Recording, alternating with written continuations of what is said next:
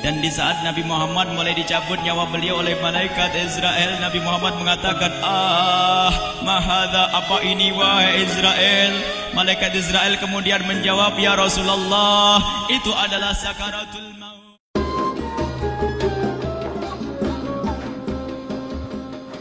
Malaikat Jibril berkata, ya Rasulullah, di depan ada malaikat Israel mau masuk. Kata Rasulullah, boleh masuk, silakan. Kemudian malaikat Israel mengucapkan salam, dan setelah mengucapkan salam, malaikat Israel menawarkan, ya Rasulullah, aku disuruh oleh Allah untuk mencabut nyawamu atau membiarkan engkau. Dalam riwayat, aku disuruh oleh Allah untuk memberikan pilihan kepadamu, al-baqa' fid dunya, tetap di dunia, atau ar-rafiqal a'la, atau dengan Allah. Nabi Muhammad menjawab, ar-rafiqal a'la, dengan Allah. Kemudian setelah itu Nabi Muhammad berdoa agar umatnya selamat. Setelah ada jaminan umatnya selamat, malaikat Israel, sudahlah, cabut nyawaku kalau memang sudah waktuku. Mulailah Nabi Muhammad dicabut nyawa beliau oleh malaikat Israel. Dan di saat Nabi Muhammad mulai dicabut nyawa beliau oleh malaikat Israel, Nabi Muhammad mengatakan, mahadha, apa ini wahai Israel? Malaikat Israel kemudian menjawab, ya Rasulullah, itu adalah sakaratul maut, itu adalah sakitnya di dalam kematian. Kemudian Nabi Muhammad mengangkat tangannya sambil berucap, la ilaha illallah, inna lil mauti la sakarat, tidak ada Tuhan selain Allah, sungguh di dalam kematian ada sakitnya, sakit kematian, yaitu sakaratul maut. Kemudian Nabi Muhammad memohon, ya Allah, Allahumma khaffif alayya sakaratul maut, ya Allah, ringankan sakaratul mautku ini, ya Allah. Dijawab oleh malaikat Israel, ya Rasulullah, itu sudah aku ringankan 70 kali. Nabi Muhammad menoleh, apa malaikat Israel? Sudah kau ringankan 70 kali keringanan? Iya ya Rasulullah, sungguh aku tidak pernah mencabut seorang hamba lebih lembut dari cara mencabut nyawamu. Ini sudah aku ringankan 70 kali. Setelah itu justru Nabi Muhammad menangis, Israel, 70 kali rasanya masih sakit. Iya ya Rasulullah, memang itu sakaratul maut. Lalu bagaimana engkau mencabut umatku, wahai Israel? Allah, yang diingat siapa? Umat. Kalau engkau mencabutku dengan ringan seperti ini masih sakit, bagaimana engkau mencabut umatku, ya Israel? Dijawab oleh malaikat Israel, umatmu manusia biasa, ya aku cabut. Ya Rasulullah, begitu saja. Ya sudah, begitu. Nabi Muhammad menangis. Tiba-tiba Nabi Muhammad mengangkat tangan dan memohon kepada Allah, Allah, inna lil mauti la sakarat, la ilaha illallah, inna lil mauti la sakarat, sungguh di dalam kematian ada sakaratul maut. Allahumma khaffif ala ummati sakarat maut, ya Allah, ringankan dari umatku sakaratul maut, wa thaqqil alayya, dan bebankan kepadaku. Sampai tidak sadar doanya Nabi Muhammad seperti itu, thaqqil alayya, itu doa cinta. Seorang ibu yang pernah punya anak itu, lihat kalau doa Rasulullah ini masih dilakukan, bagaimana Rasulullah bisa doa begitu? Itu bahasa cinta yang tidak bisa diterjemahkan dengan oleh akal. Seorang ibu kadang-kadang, ibu yang di belakang, ibu mau dikasih sakit oleh Allah? Mau, Bu? Ibu jauh sekali. Ibu mau dikasih sakit? Jawabnya tidak mau. Tapi suatu ketika seorang ibu melihat anaknya sakit, ngomong, sudahlah nak, jangan kamu yang sakit, biar ibu yang sakit. Ada atau tidak? Kenapa ngomong begitu? Itu bahasa cinta itu. Tidak rela kalau anak ini sakit, biar aku saja yang sakit. Itu yang dirasakan Rasulullah. Sakaratul maut begitu sakitnya, membayangkan betapa sakitnya umat Nabi Muhammad di saat dicabut nyawa beliau. Maka Rasulullah mengatakan, ya Allah, ringankan sakaratul maut dari umatku, bebankan kepadaku saja, ya Allah. Wala sawfa yu'tika fatarda. Permintaan Nabi Muhammad tidak ditolak oleh Allah, dikabul dan dikabul, wahai Muhammad. Sallu ala Nabi Muhammad. Dan benar, sakaratul maut kita ditahan oleh Rasulullah, ditanggung oleh Rasulullah, sehingga digambarkan oleh Imam Bukhari di saat Nabi Muhammad dicabut nyawa beliau, Siti Aisyah yang ada di situ. Rasulullah berada di pangkuan Siti Aisyah, yang saat itu Siti Aisyah melihat keringat dingin keluar dari kening Rasulullah. Siti Aisyah tidak pernah melihat keringat keluar seperti itu. Bahkan di saat dipegang kepala Rasulullah, panasnya melebihi dari panasnya orang biasa. Setiap kali ada kain dicelupkan di air, ditempelkan di kening Rasulullah langsung mengering.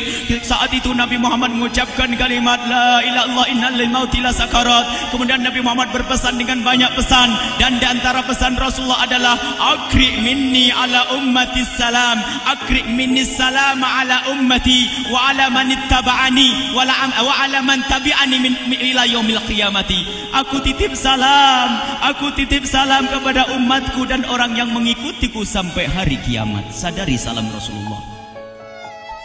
Sebelum meninggal masih ingat titip salam. Salam kepada siapa? Bukan salam kepada siapa-siapa, tapi salam kepada kita. Maka mari kita mengucapkan salam kepada Rasulullah, karena Rasulullah sudah salam duluan kepada kita.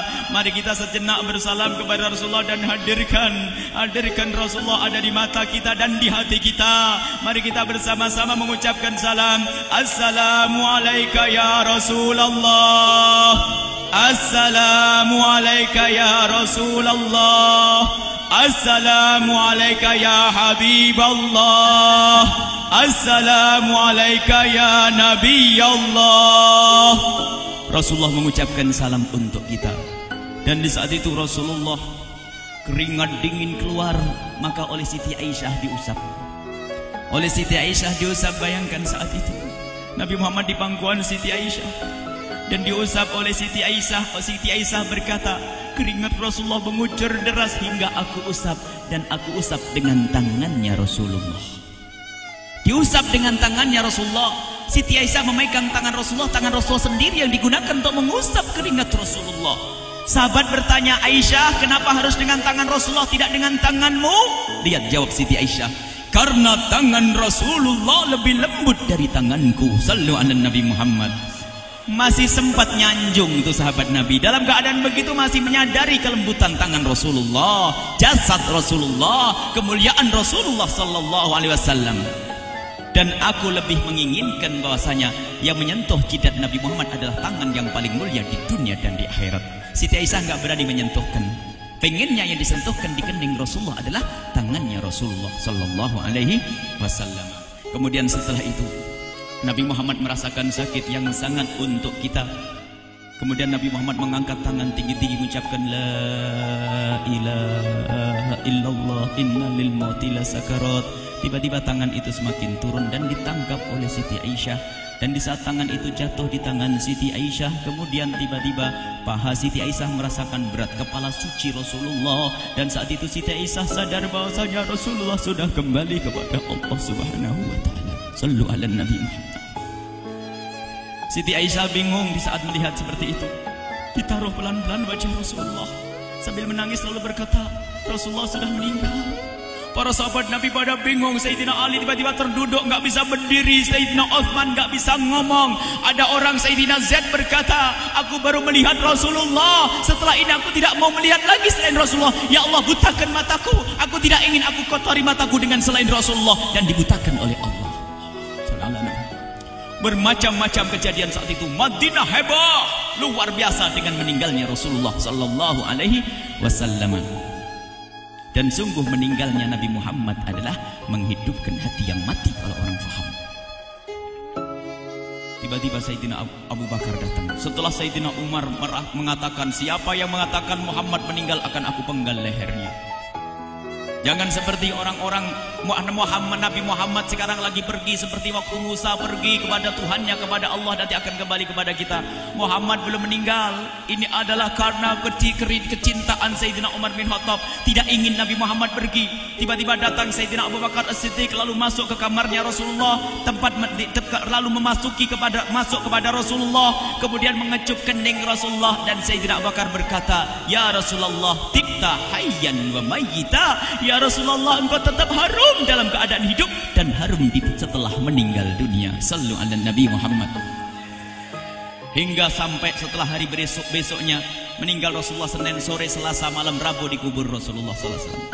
Setelah dikubur, Sayyidat Fatimah bertanya kepada Sayyidina Abdullah ibn Abbas, Sayyidina Anas, wahai Anas, hai Anas, sambil menangis Sayyidat Fatimah Zahra, hai Anas, bagaimana engkau tega? Atabat anfusukum antahtu ra'sa Rasulillah. Apakah engkau rela menaburkan debu di atas kepala Rasulullah?